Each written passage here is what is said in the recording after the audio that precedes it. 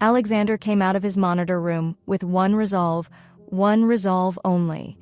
No one would separate Ophelia and himself, no matter how blood-related they may be. He would have to let them go just to keep his wife. This psycho sister of his wanted to disrupt his marriage. He would not let it happen. I had to send her far away from here. She wants to ruin the only thing that's ever happened to me, Alexander said to himself. Ophelia went straight back to sleep as she ended the conversation with her husband. She was confused about what Vicky was accusing her for. She thought Vicky said they should start over, so this was how to start over. From now on, she would keep her wits about her. I definitely have to act smarter now. Was that a trick or what Vicky was trying at? Well, fool me once, shame on me. Fool me twice, she said to herself, promising that there would be no repeat. Alexander went to his sister's room. He said he was lying in bed. He wanted to laugh and ridicule at her, but he held himself. He was curious to know what pushed her to do such a pathetic thing. I came to see the injury. Did you get a doctor? Alex asked her. Yes, I did. I was given procaine penicillin, Vicky recounted. Vicky, I want to advise you go back home. You know this is my honeymoon. I need to be with my wife alone. I'll appreciate it if you can go, he said in the most calmest voice he could muster. He didn't want to have to shout on her, although he didn't know the reasons for her doing what she did, but he knew she was taking things overboard and he needed to stop immediately. Are you sending me, your only sister, away? Your wife wants to kill me, and all you say is that I go back home? This is not fair, Vicky said, almost in tears. Alexander looked at her with disbelief. He wondered how long she was willing to keep up with this facade. I can't believe she's playing the victim right now when she was the one who put herself in such a situation. You know what I'm saying. If she wants to kill you and I'm not home, something may happen. And protecting you from imminent danger when you leave, I will know what to do with her. Alex cajoled his sister. That was the best way he could get her to leave, and he knew she would follow through. If you say so, Alex. But Mom and Dad would not be happy to see me return so soon, Vicky said with the intention of pulling at her brother's heartstrings. Alex refused to say more. My driver is downstairs. He will drop you at home. Give Mom and Dad my regards. When he said this, Alex left her room and went downstairs to call his driver to come help Vicky with her luggage. The driver quickly went to Vicky's room and knocked on the door. When it opened, Vicky looked at him with a quizzical look. I've come to pick up your luggage. Is this all of it? The man asked, looking at them.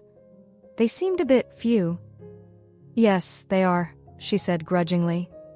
He quickly picked up the luggage and headed down the stairs. Since they were so light, he didn't need to go twice. She went out of her room and began to walk slowly, bidding her time in case her brother would change his mind. What she did not know was that he had already made up his mind, and he wasn't going to go back on it. Slowly she went.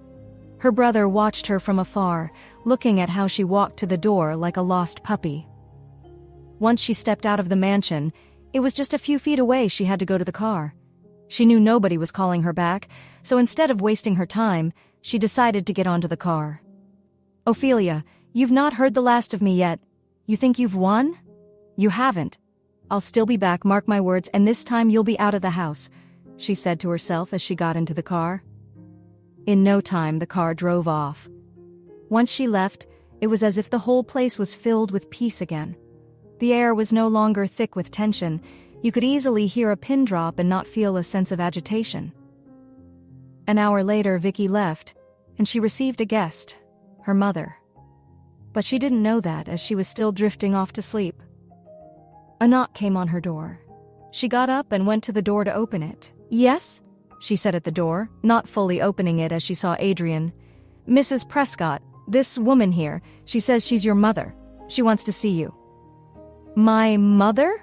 She asked, not necessarily to the butler but to ourselves. She gave a quick smile, dismissing Adrian. She quickly wore her clothes and went downstairs to meet her. When a mother saw her, she smiled. Was that a real smile? Ophelia asked herself as he walked cautiously to the woman she knew very well, who had a very sharp tongue, and was ready to use it on her every time. Maybe she changed while I was away. Obviously, I thought to herself. Ophelia, how are you? How's married life? Mother, I'm good, and married life is treating me well. How are you? She said cautiously. She was shocked her mother would ask for her well-being. She expected a sharp tongue, but what she was getting was soft words. Don't ask me how I am. Was it not you who got married? Are you pregnant now? Her mother said, scrutinizing her flat tummy. We did not send you here to eat. Give your husband children. If you are barren, let's know, so I can swab you with your sister. I know your sister is very fertile, but the fact you've accumulated in your body will not allow it. I give you 1 month. If you are not pregnant by then, I'll bring Janet here and give you to Jeanette Groom. Her mother issued an ultimatum. What type of ultimatum was this? How could she say that? This woman is something else. I was thinking that she had changed. I was thinking that she finally liked me because of the sacrifice I made. And now here I am listening to this again. She said to herself as she looked at her mother, who got up immediately as she spoke and left. As Lady Bennet left to enter her car, the driver drove her away from the castle. Ophelia had made up her mind not to ever respond to her mother's insult. As long as she never had to go see her mother, she could cope without it. Unknown to her, her husband heard all the words Lady Bennet said. He dressed up and was about to go out when he remembered he did not say anything to his wife. He went to check for her everywhere. He remembered that whenever she was demeaned, she went to the garden, and it was her comfort food. He went to the garden and saw her there. He watched her for a while. It was hard for him to see her this way. This may have been the reason why she drank so much the other day.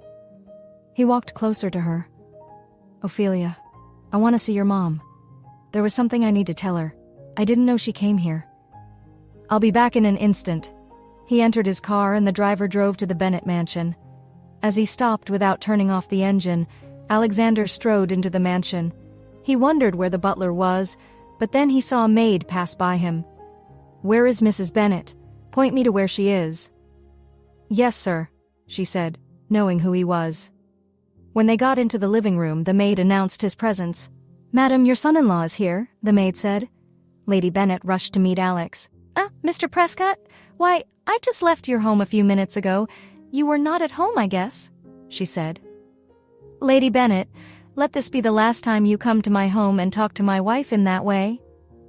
As soon as Alexander said this, he turned and entered his car, zooming off immediately. Head for Prescott Pizza, Alexander commanded. Yes, boss, the driver answered. Soon enough he arrived there and Alex bought his wife's favorite pizza. He got back into the car and the driver drove them home.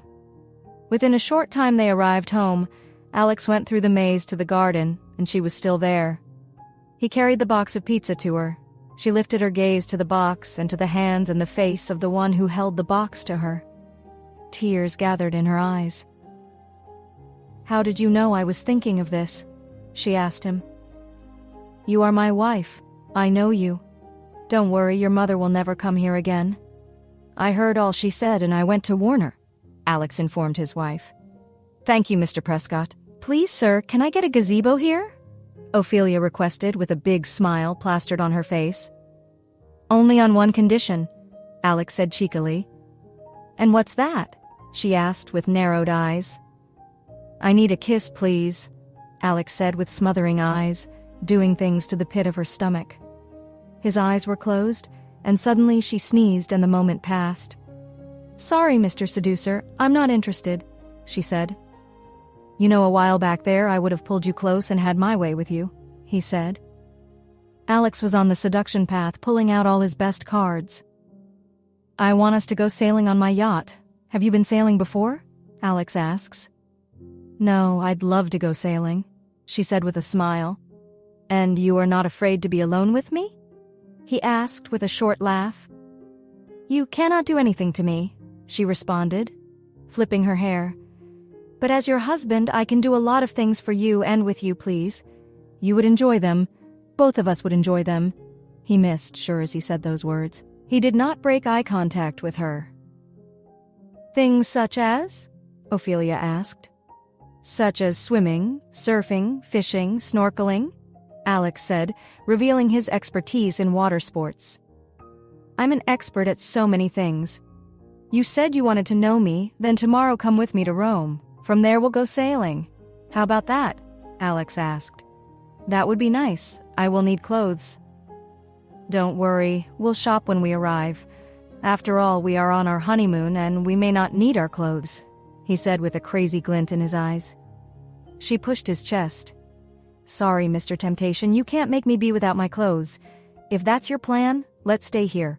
Once you get me a gazebo, I'll be fine in this garden, Ophelia said. Are you shy or afraid of me? I'm not going there with you, Alex. You need to go into a gym and reduce all that testosterone, Ophelia said. I know you don't understand what you just said. I will forgive you. Alex looked at her with all the love in his eyes and heart. I love you, Ophelia, he found himself saying. He could no longer keep it to himself. Ophelia bent to hide the blood that was creeping down her face. Let's go into the room, Alex. The sun is setting and there is no gazebo to enjoy. I love to watch the stars on days like this, she said with a faraway look in her eyes. You can make me your gazebo. Sit on me, please. Every time he spoke like that, he left her breathless. Quickly, Ophelia walked into the building. Then she realized she would lose her way. She waited for her husband to catch up with her. He held her hand and led her to the elevator. They drove his silence to their room. Ophelia, let's go now. Where? Italy. Why the hurry? I just want to show you the world. Well, okay, I have nothing to lose, so let's go. Good, Alex said and kissed her before he knew what he was doing. He made a call to someone. Is everything ready? Yes, boss. Expect us. Alex changed his shirt. Then he held her by the hand again to the elevator. They rode it down to where his car was ready to go. Her husband opened the door for her and she went in. He went round to enter in. In a short while, they were on the private side of Gatwick Airport. Alex, man, where have you been?